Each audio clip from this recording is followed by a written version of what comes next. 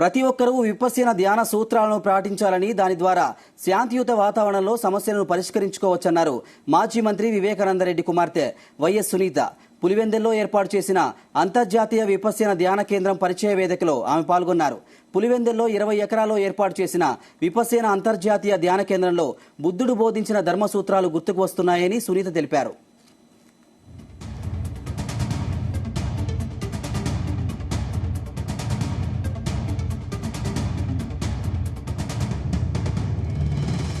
నాకు విపసన గురించి ఎప్పుడు తెలిసింది, విపసన గురించి నా హస్బెండ్ రాజశేఖర్ గారు అటెండ్ అయినాక అవుతానని చెప్పినప్పుడు నాకు దీని గురించి విన్నాను.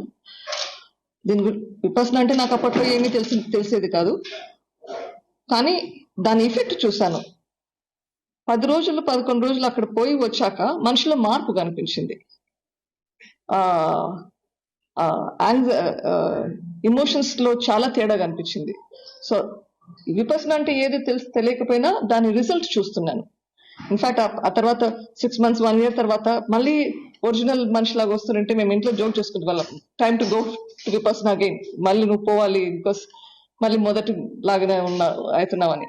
సో అట్లా నాకు తెలిసింది. తర్వాత అమ్మ నాన్న నా కొడుకు కూడా చేశాడు, తర్వాత అఫ్ కోర్స్ నేను కూడా చేశాను. సో విపసన దాని గురించి అట్లా తెలుసుకున్నాం. ఎవరు చెయ్యాలి?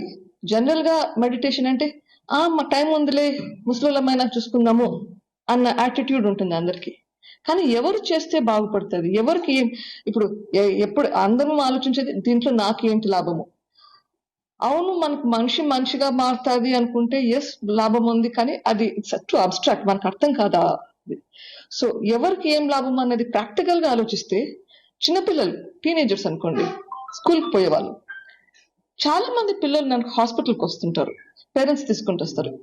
టిపికల్ గా 10th class, inter 1st and 2nd year, తలనొప్పి వస్తుందో, జ్వరం వస్తుందో, 6 నెలలుగా నడుస్తుంది, ఈ చాలా మంది పనిచేస్తుంటారు, కంటిన్యూస్ గా ఏదో ఒక ప్రాబ్లమ్స్ చెప్తూ ఉంటారు. అవి హ్యాండిల్ చేసేదానికి మనం ఇమోషనల్ గా రియాక్ట్ కాకుండా ఉండి మనం ఎట్లా ఆ సిచ్యుయేషన్ హ్యాండిల్ చేసేది.